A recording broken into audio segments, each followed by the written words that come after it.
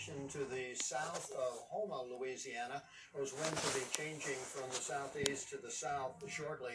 Strong winds in New Orleans. There's been some damage in the French Quarter. Those winds have gusted to over 60 miles per hour this morning. And some of the wind gusts also have been to the 60 mile per hour category around both of the airports. We've also been seeing some very strong winds and some of the rain affecting some of the outskirt areas too, like Gulfport, Mississippi. And this is where Mike Seidel is. Mike, it looks like those winds have picked up since the last time we talked to you. They have, and we've moved a little farther out here in the lot to get more exposed to the wind coming off the Gulf of Mexico. We've had gusts up just under 50 and 48 miles an hour at the airport just a few miles from here, and over at Keesler and Biloxi, they've had wind gusts of 44 miles an hour. We still haven't had a lot of rain. Last hour here, 0.17 of an inch.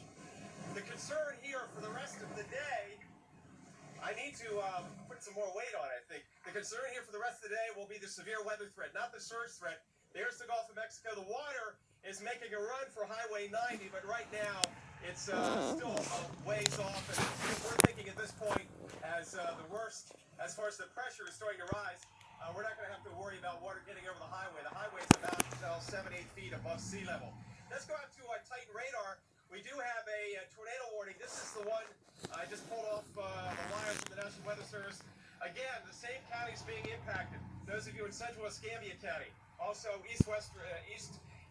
extreme western Santa Rosa County, east central Baldwin County. Again, that's the Colorado Field area.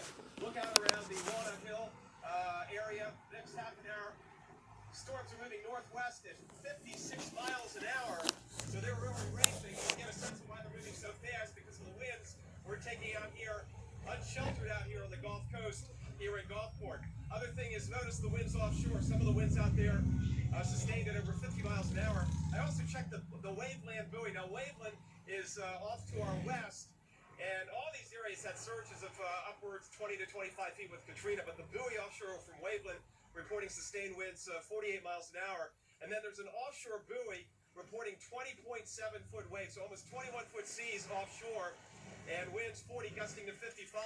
Well, what we have going for us here along the Mississippi coast, these barrier islands, for instance, here in Gulfport, we have Ship Island, and that takes care of the breakers from coming in here at 15 to 20 feet. Right now, they look like they're running at about 4 to 5 feet. So, Marshall and Heather, this is what we're going to be dealing with. But once again, the bottom line, watch out for the threat of tornadoes here. We've got more bands that you see on Titan with some red and orange. Some very heavy rain. Maybe some tornadoes will spin up, moving up here to Jefferson, Hancock counties, also over towards Mobile County as we continue with the warnings this morning being in Mobile and Pensacola. But checking the storm reports from the Storm Prediction Center, so far no reports of any tornadoes. The only thing we've had is that waterspout about a half a mile down the road. That was a little after 5 here local time. We didn't see it. It was rain wrapped and it was dark. But we had storm spotters and police report. And what it did is it did knock out the power briefly.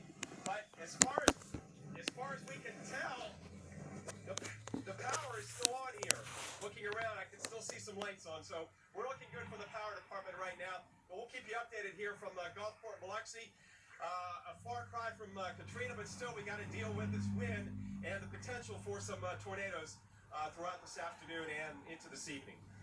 All right, Mike, thanks for that report. And also a tornado watch in effect until 4 o'clock Central Daylight Time, including where Mike Seidel reported from eastward all on the coast of Louisiana. We've got a long way to go with this hurricane. Let's turn it over now to Nicole Mitchell and get the latest. And as we start off, Michael's talking about that tornadic threat for today. That is certainly going to be one of our areas of concern, and I don't think this one's going to advance for me. So let's get back to our Titan. And what we're going to see here is anywhere from probably about the Florida coast all the way through Mississippi. These storms come on land, and the ocean is fairly smooth. But once they come on land, they get that friction with the land.